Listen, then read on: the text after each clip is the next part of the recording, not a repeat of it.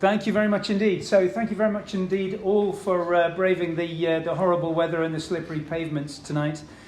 So tonight I'm going to tell you about sailing to the races. Three races that I've done, three voyages that I've done to get to races, and then also another event that I'm looking forward to organising this coming summer. And also at the end I'll show you hopefully the new club video, so that's something to look forward to as well. And my wife says disasters and comedy, that's all they want, so hopefully I'll get some of those for you. So I'm going to be reviewing three races: the Alderney Half Marathon down Alderney, Canna 10k up here in Canna just north of Rum, and the Tiree Ultramarathon which took place last summer. And these are relatively easy compared to the races that I spoke about last year. Who was in the audience last year when I was talking about, that's it, the sailing and mountaineering races that I've done, which were the Scottish Islands Peaks Race, the Three Peaks Yacht Race, and the Irish Sailing and Mountaineering Adventure Challenge, each of which takes 2 or 3 days to get through, or 4 days for the Irish one. And the races that we've done that I'll be talking about this evening are actually relatively easy compared to those. It's just a question of getting to them, doing them, and then getting back home in one piece. So I'm going to start off talking about the Alderney Half Marathon, and it was quite an interesting situation because it was we chartered a pair of yachts, myself as skipper of one of them and James as the skipper of the other. And we had decided that we would go off to Alderney to take part in the Alderney Half Marathon organised by the Rotary Club of Alderney. And so we chartered the yachts, got everything ready, got our crews sorted out, whereupon the Rotary Club of Alderney said, do you know what? We're not going to bother with it this year. We thought, what the hell are we going to do? Well, we'll organise our own. So I have a little bit of mapping software that allows you to measure out different courses, and it means that actually I could measure a course on Alderney down to the metre. And I worked out that if you start at the end of the breakwater and run all the way around the outermost cliff paths of the entire island, it makes up a perfect half marathon. So it was very, very convenient. So we decided that we'd go anyway, and we'd organise our own half marathon. On the way, and I'll be pausing the video to explain a little bit more. We did have a moment of peril at the Alderney race. We also, our yacht had a tricky return journey. James didn't have a tricky experience with the Alderney race either, but I'll explain a little bit more as well. And then on our way back through the Needles Channel, we had another tricky moment, a brief tricky moment, but I'll tell you more about it when I get to it. So this evening's talk is essentially the introduction to 3 different 10-minute videos. Okay, there's a lot in each of those videos, and we'll see how we get on. Okay, here we go.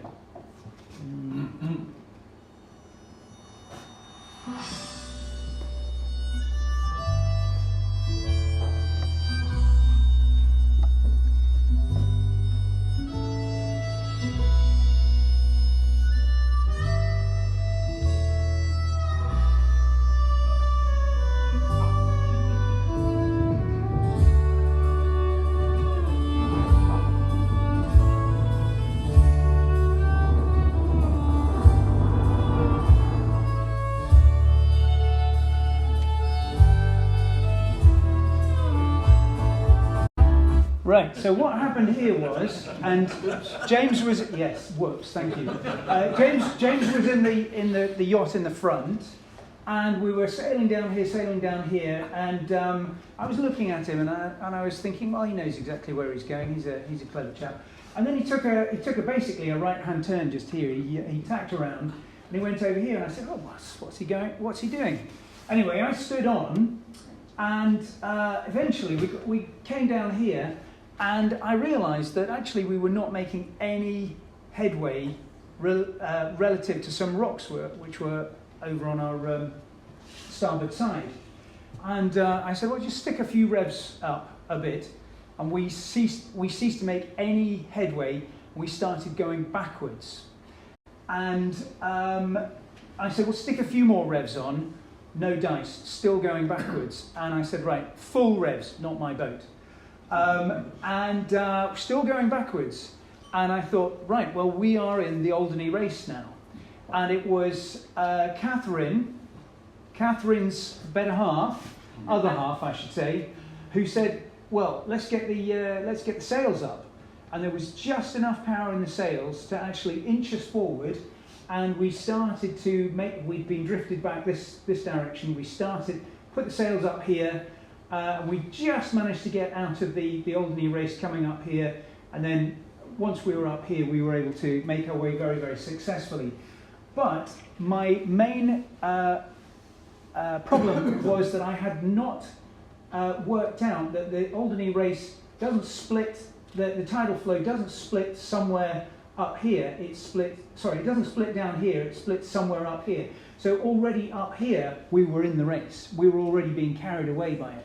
And I just had not recognised the point at which that tidal flow split. So that was something that I will take a very, very careful view of. Rob, you were aiming for Bray, yeah? That was the Alderney, yes. Yeah, no, but you were trying to get into the harbour. We were trying to get into the harbour, and James was there about an hour before me, and toasted us with a gin and tonic as we came in.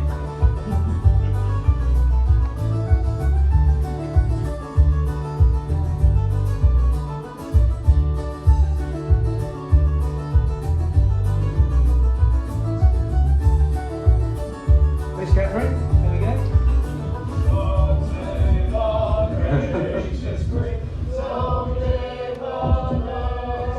2022, it was still the Queen.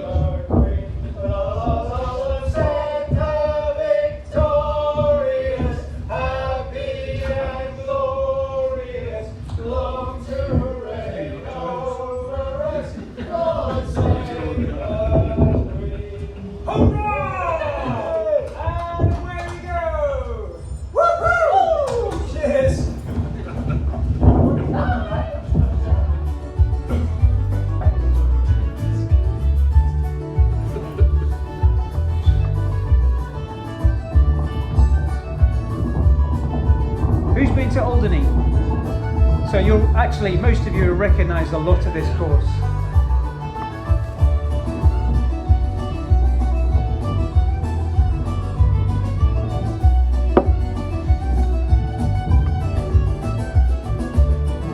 What time of year is this one? This is the beginning of September.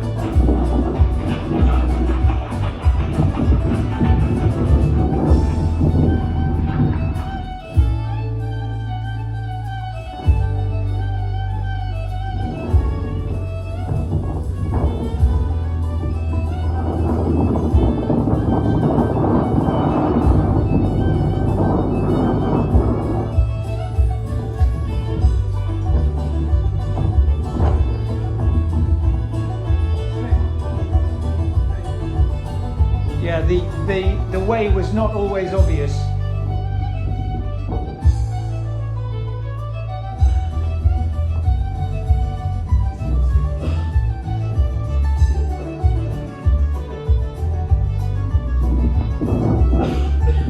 First lady come through. First male come through. Second male come through. Third male come through. Fourth male come through. And then there is fifth male come through.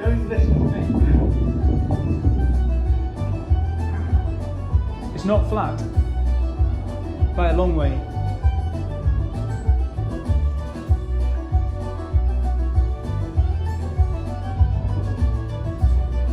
So the southwest coast of Alderney is absolutely spectacular. And this is a gannetry, very major gannetry. Les attack.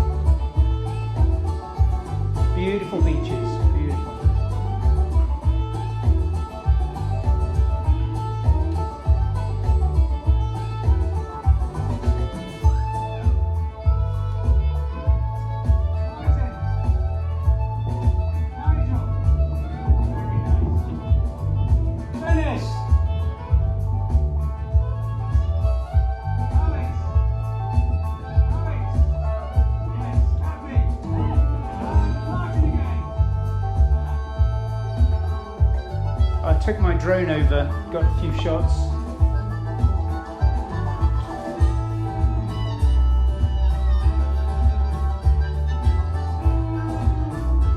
That's the Odeon up. Where is it? That's the Odeon. It's fire control, fire ranging tower built by the Germans.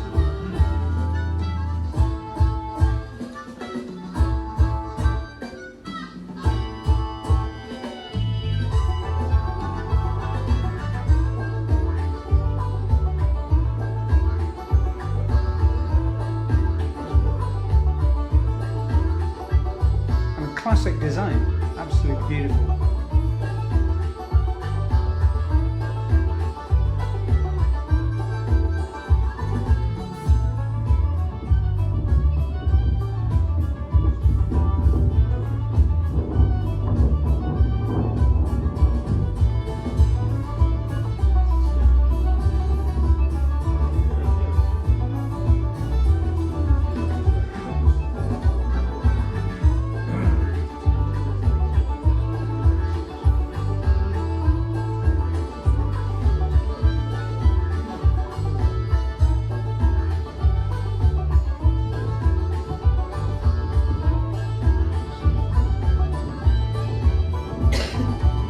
Guy Alex in the blue shorts, very interesting guy,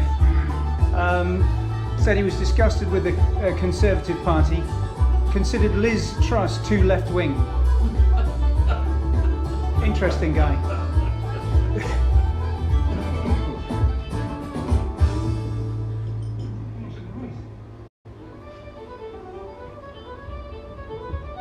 You ever see James running? We did the 10k option.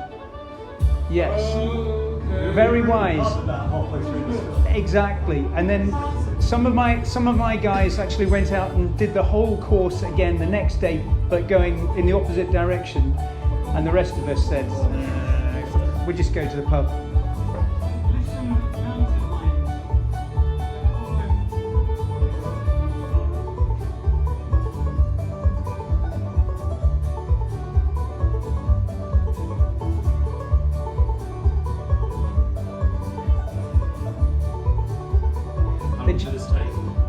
I think we did it in about fairly leisurely. It was a couple of hours, 2.5, 3 hours, and we were just ambling along and looking at the view and just enjoying ourselves. It was a beautiful day, perfect conditions for running.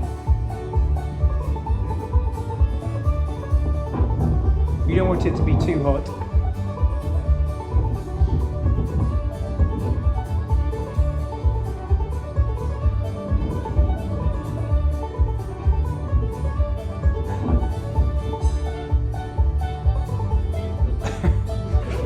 You might feel a bit seasick after watching this video.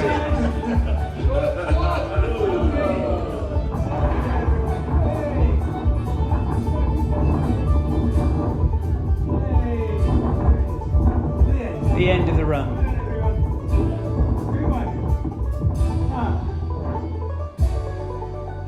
That was a good one. There he is. Fame at last.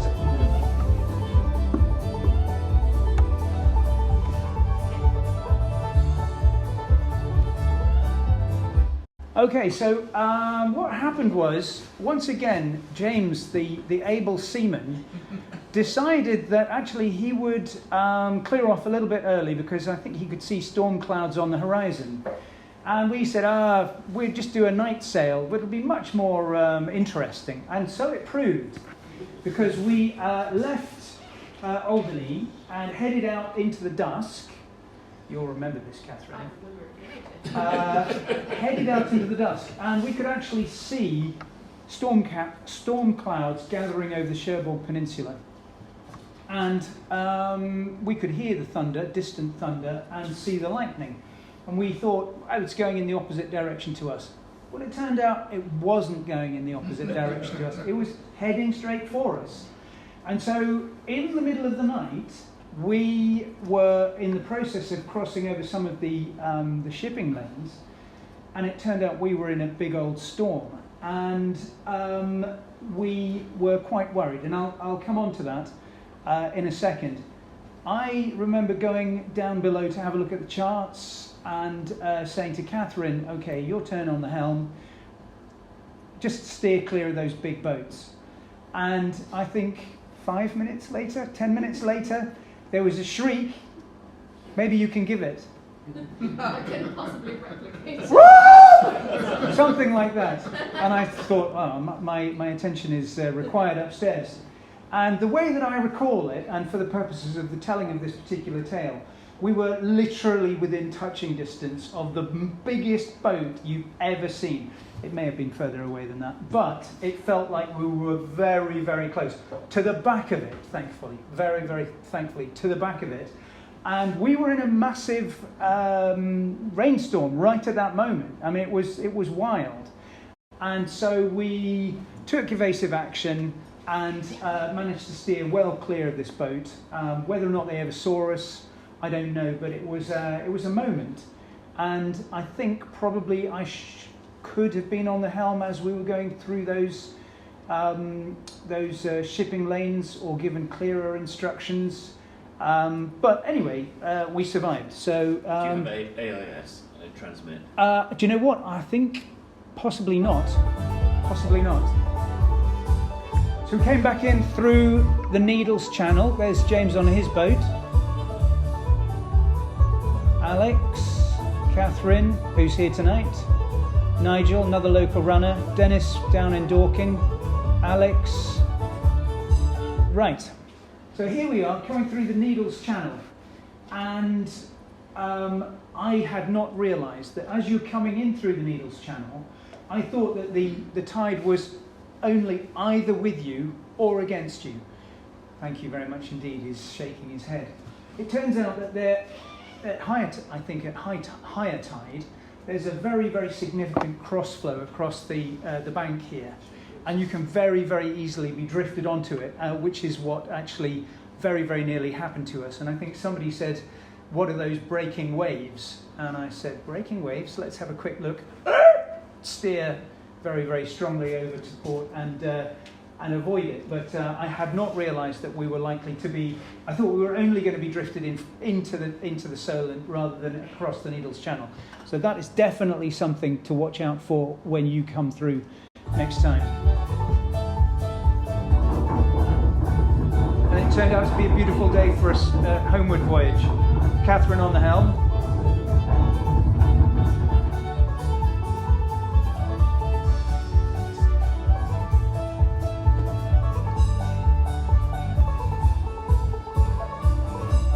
Drone flying, not always easy.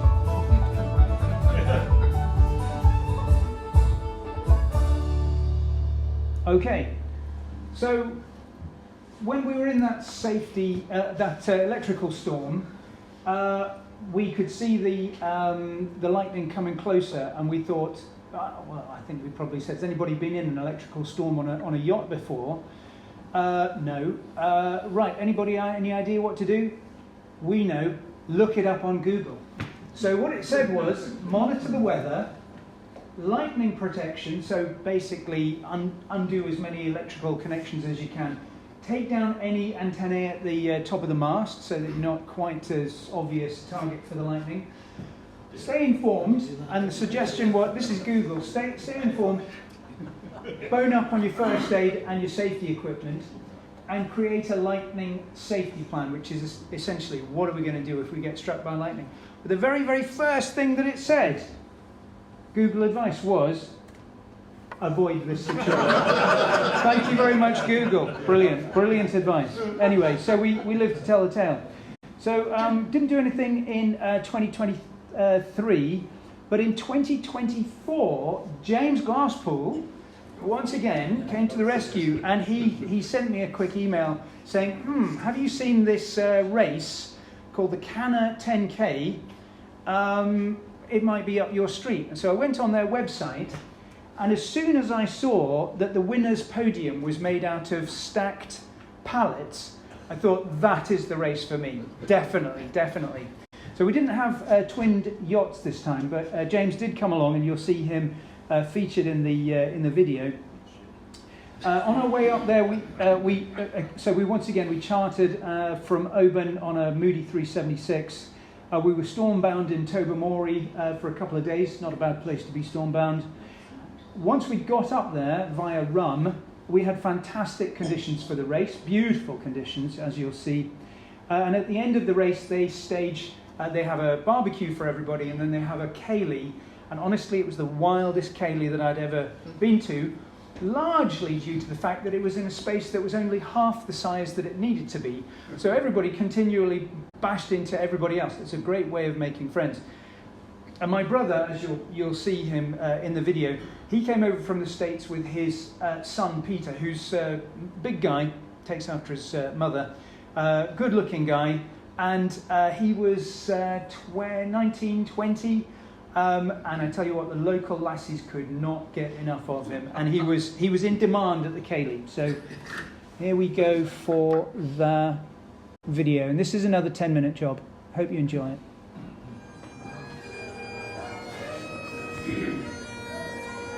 Started off in Oban.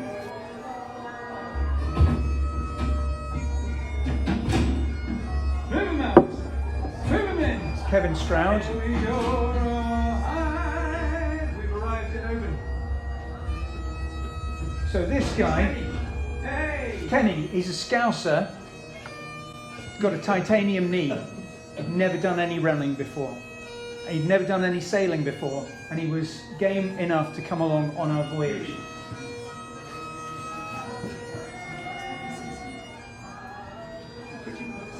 Beautiful day.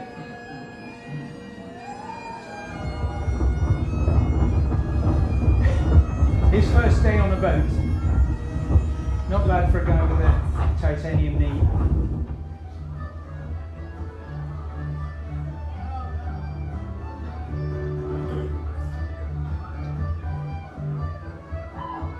That's my twin brother, identical twin brother. Goosander, female Goosander in the harbour. 70 million super yachts cruise by. So this is on the market at the moment for £750,000 on the island of Rum. This is us heading off into the centre of the island, looking for birds. We saw cuckoos. That was the only golden eagle we saw, stuffed. So we eventually headed up to Canna, and it's a beautiful island. Who's been to Canna? Anybody been to Canna?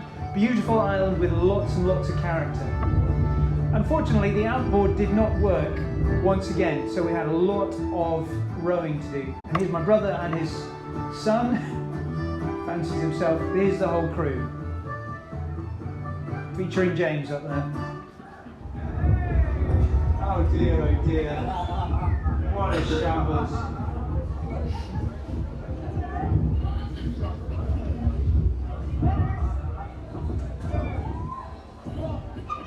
This lady here, she eventually, you'll see her in the video, she eventually came fourth. There's a little tale to tell about that.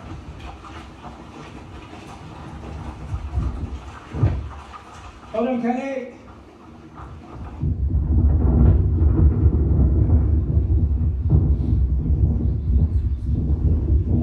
I can hear a willow warbler in the background somewhere.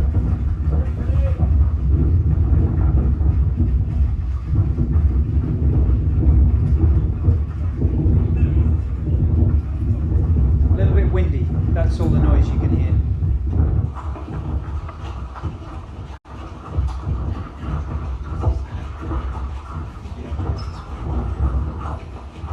So yeah, this is the lady that eventually came forward. So this is a 10k race, and the winner did it in 38 minutes, which is a very, very creditable time, because it's not flat and it's rough underfoot. I'm going left. I'm going left. This is the turnaround point. Thank you. 5 kilometres in. There she is. So she eventually passed me, went into 3rd place. So I was really trying on this race. Hold on, Jegsy. There's Jegsy. Hold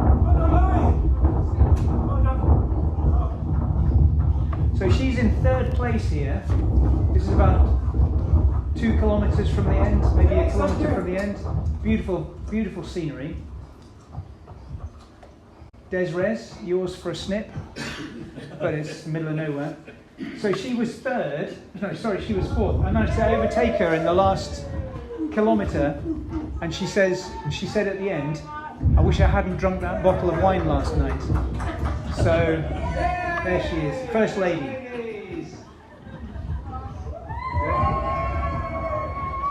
So I got to stand on the pallets. That was a high point. There's my brother. Set his personal best time for a 10-kilometre race because it was his first time running a 10-kilometre race. Hey, well done, Luke. Well done. Yeah, very good, very good. Come on, Kenny! And here's Kenny with his titanium knee, and he's completely bamboozled, does not know where to go. How does this thing work? He was so relieved just to get through it. Well done. This is the whole crew.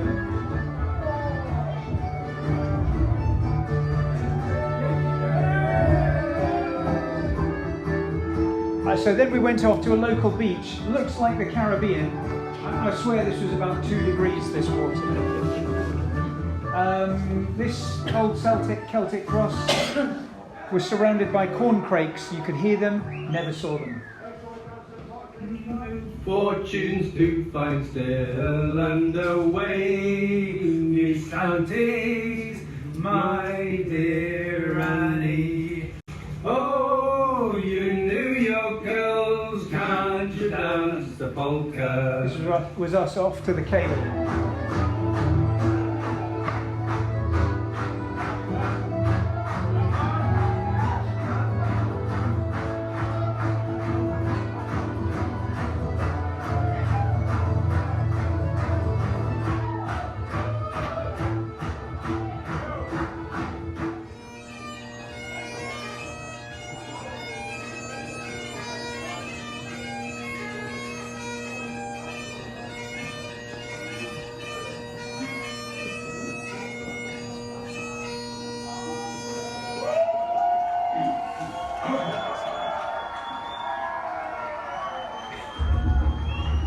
The morning after. That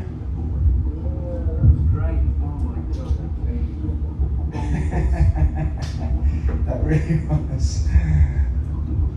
Beautiful spot, really tremendous. And then we decided on our way back to go off to Egg and to climb the Skur of Egg, which is an old ridge of igneous rock up here.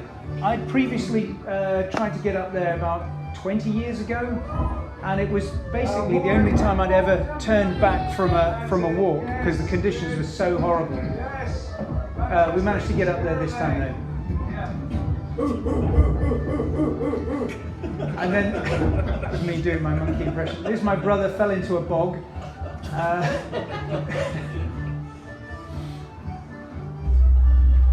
Lots and lots of Manx sheer waters, hundreds, possibly thousands. That's rum in the, or is it Skye? Skye. And we headed off to Loch na Drumabui, freezing cold water. You had to use a wetsuit. It's good.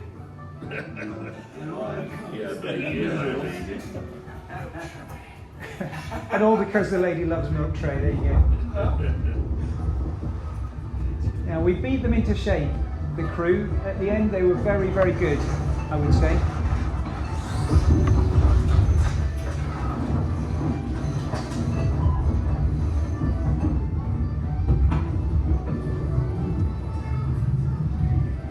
Nice. Now, there was one incident on this trip where we'd come out of the loch where we went in the wetsuits. We're taking everything easy. Everything was calm, very organised. I like to try and do things in good time so that nobody's rushing around. And I had set everything up, took her off the anchorage, came out through the Narrows, and we were heading down towards Oban. We weren't going back into Tobermory. And I handed over the helm, I think it was possibly to to Peter, my brother's son, and once again, I thought that I had given fairly clear instructions as to where we were going, and I popped below to have a look at the charts, and I came back up again 5 minutes later, and it was very, very clear that we were near a shoal patch, which is kind of in the middle of the channel, actually, the Sound of Mull. And once again, we had to take evasive action. We headed off to starboard and towards Oban, and possibly it went unnoticed by the rest of the crew. But I found that was an incident that had happened before. That I had given a briefing, popped below to have a look at the charts, and come back up again to find ourselves in a situation. And I'm very interested to hear what the club has got to say about how to avoid that in the future, aside from staying on the helm all the time, which is not a possibility. Okay, nearly there.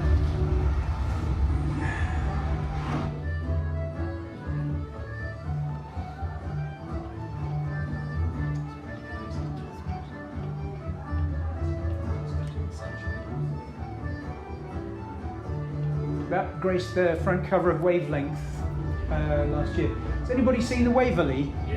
An incredible ship, isn't it? This is not speeded up. Apparently, it has to reverse out of the berth fast enough such that its steerage works. Okay, that was the Canna 10K. It was a beautiful trip. We really, really enjoyed ourselves. So. The thing was, we saw a T-shirt on the start line of the Canna 10K, which said Tiree Ultramarathon, and we kind of clocked that, and we thought, that sounds interesting. Anyway, when I got home, I looked into it, and it was basically possible to get everybody into the race. It's not always possible, as you'll hear in a minute. So once again, got a crew together. It was beginning of September once again. So we chartered a Beneteau 411 Aquavit from Crovehaven on the south west coast of Scotland, about 20 miles south of Oban. And headed out. We visited a number of islands on the way. You'll see that in the video, starting with the Garvelux. We had awful conditions for the race itself. We had very good conditions getting to the race and coming back from the race, as you'll see, but terrible conditions for the race itself, such that the race was actually shortened from 56 kilometres to 50 kilometres. And so a half marathon is...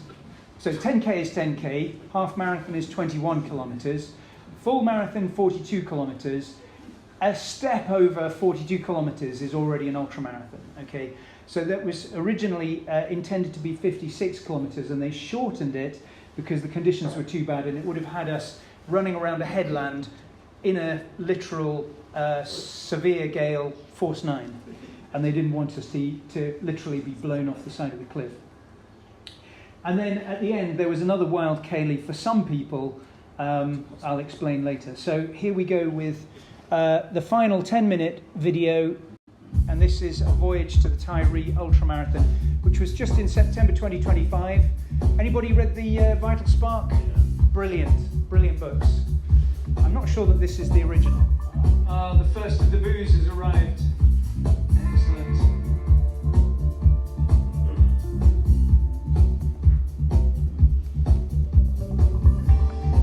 So effectively, we did a complete circumnavigation of the island of Mull. Passing down the Garvelux.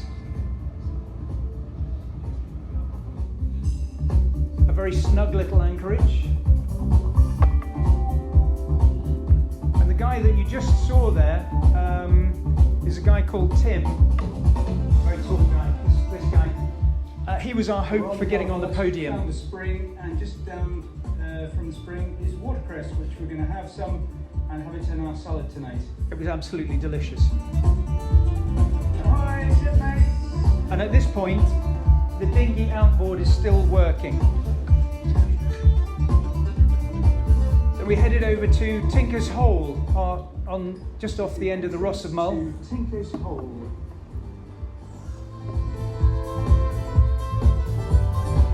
There's a rock just awash just over here, which is best avoided. I got the drone out again. It's extremely difficult to fly a drone off a boat, a moving boat. This is not me.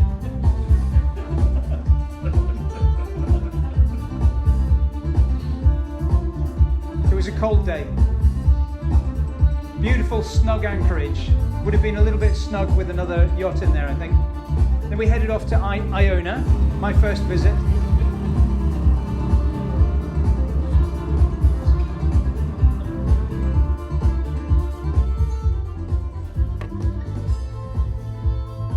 Iona Cathedral. These guys all went for a run while they were on the island. Additional training miles. Then we did a circumnavigation of Staffa. We dropped a load of guys off onto the island so that they could see Fingal's Cave. As they were coming back off the island, the outboard failed and we did not have a working outboard for most of the rest of the trip. We went into Gometra,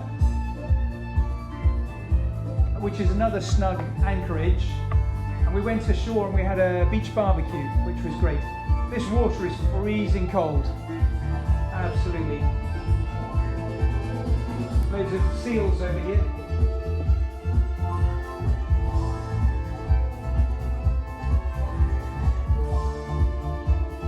Via the Treshnish Isles and a great skewer, we eventually ended up on Tiree. We managed to get up to about 10 knots on the way here. Oh, hang on. We're about half a mile from some shallower ground.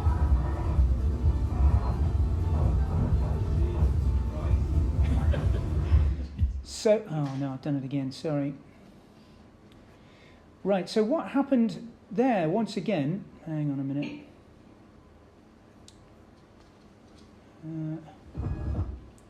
Sorry, bear with, no, that's not it.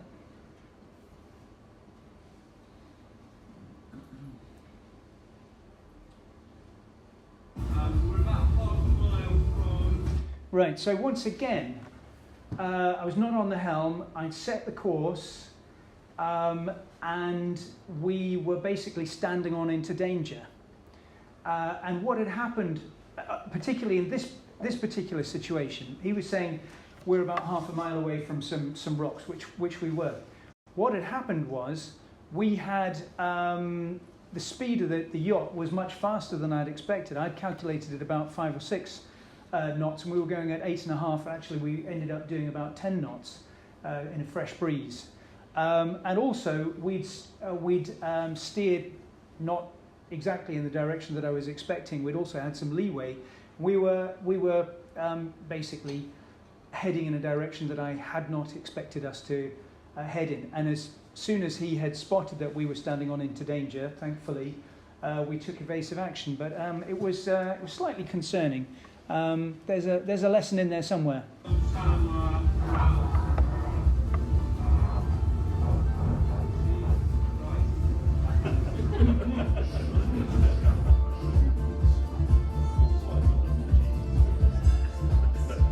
We were very, very glad to be on Tiree at last. So what happened was, before setting out, we'd clocked the weather forecast, and the weather forecast was for gales to come through. So we decided that actually we should have a plan B, and we took with us a couple of tents, just in case we had to abandon the yacht, which it transpired that we did. And we also borrowed another tent from one of the locals. So in fact, we ended up leaving the yacht on a deep water mooring or a mooring. We actually had to shift it from a shallower mooring because I've worked out that actually at low tide, with a swell coming through, which was expected.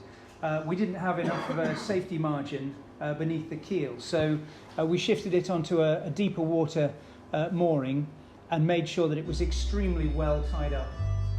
This is the local supermarket.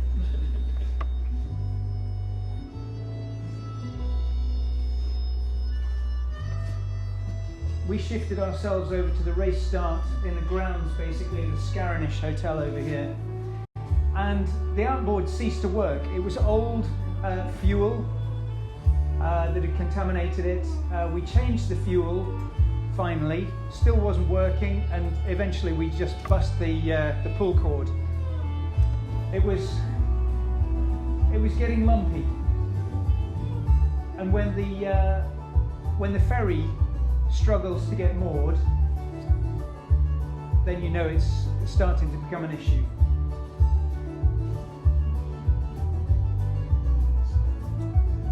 So this was plan B, camping on the island. Found a hedgehog. How do hedgehogs get to Tiree? I have no idea. That was the forecast for race day. Let's see what the day brings. This is the race day. This was the sea that was coming in. So we were glad not to be on that boat.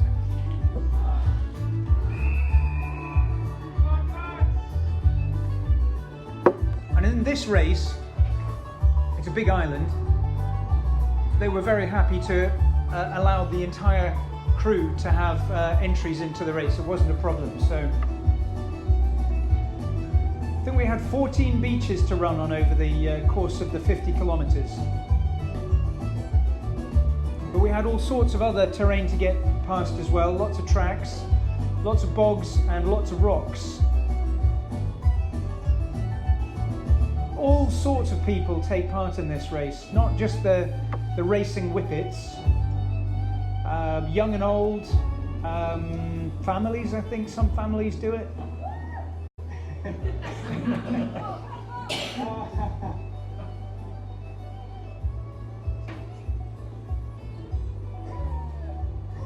This guy's in his 70s, and it turned out I ran quite a lot of the race with him. Nice one. You see here, the wind is really getting up in the middle of the race.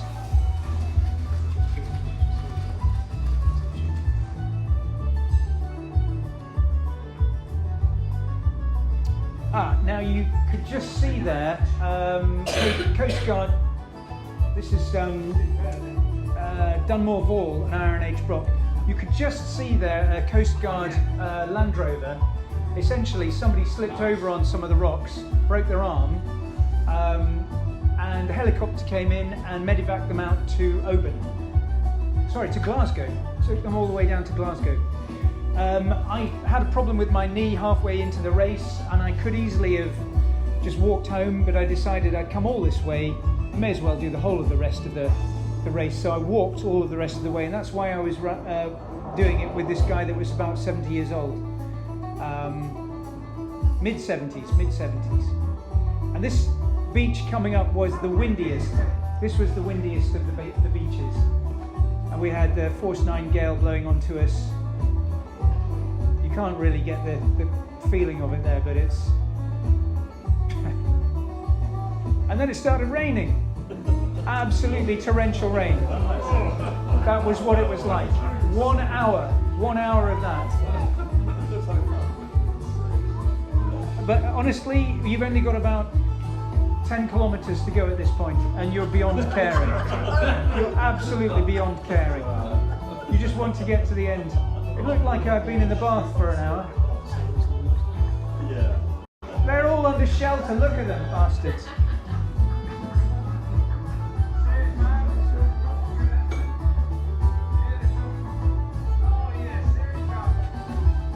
It took me 8 hours to do it.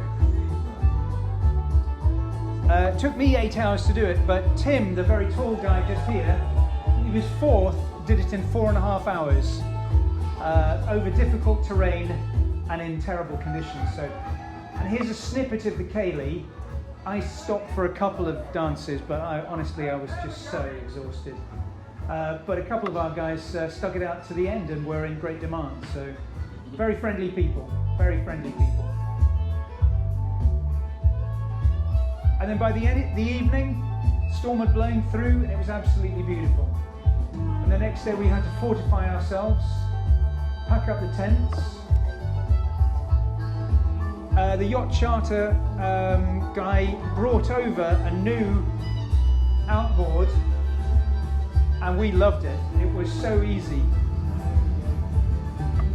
with a working motor. But when we got back to the yacht, we discovered that the yacht main battery was dead. There was nothing coming out of it at all. And as I said in my article in Wavelength, well, I put my hand up.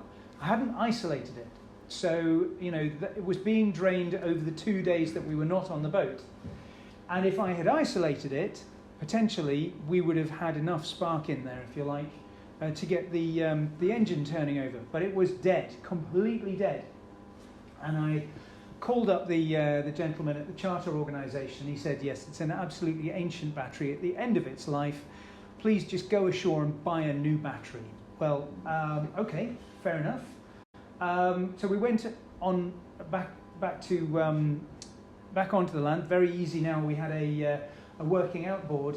No batteries to be had to buy, but we could borrow one. So we borrowed one from the garage, which was at the end of the main landing stage, with some jump leads. We brought that back onto the boat, and we essentially jump-started the boat, recharged the battery a little bit, took the battery back onto the garage, came back onto the boat, and I tell you what, by that point we were very, very glad to get off that mooring and get underway again. Here it is. I've been chatting to the guy at the garage the last 2 or 3 days, so we were so pleased to get that engine going again.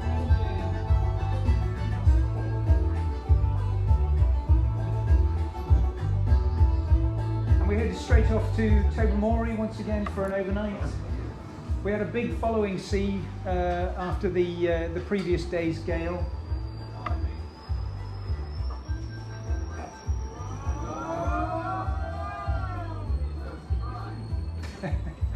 What's the weather like out there? Shorts weather, just chucking it down as usual. Wait 5 minutes if you don't like the weather, it'll all have changed.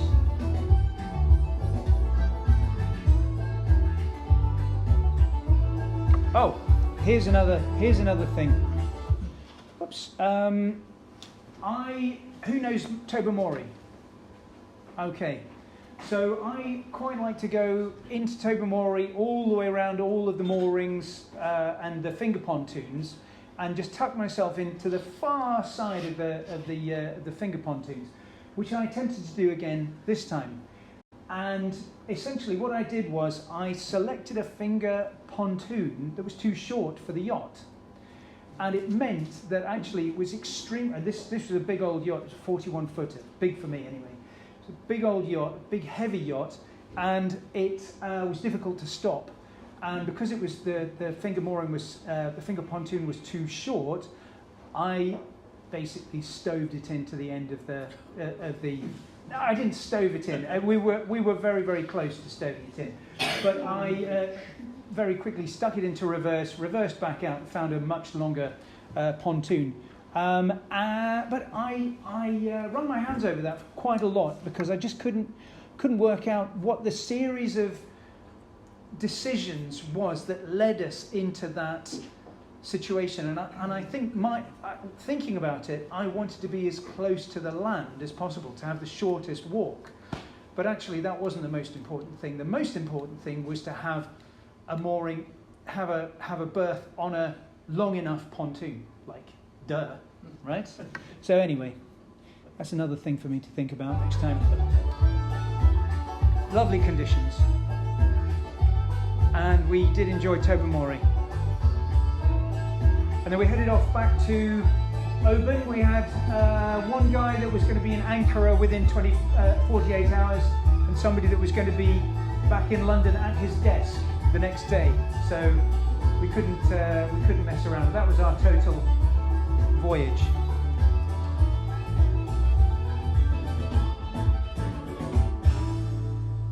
That was Gumetra Harbour right there at the end.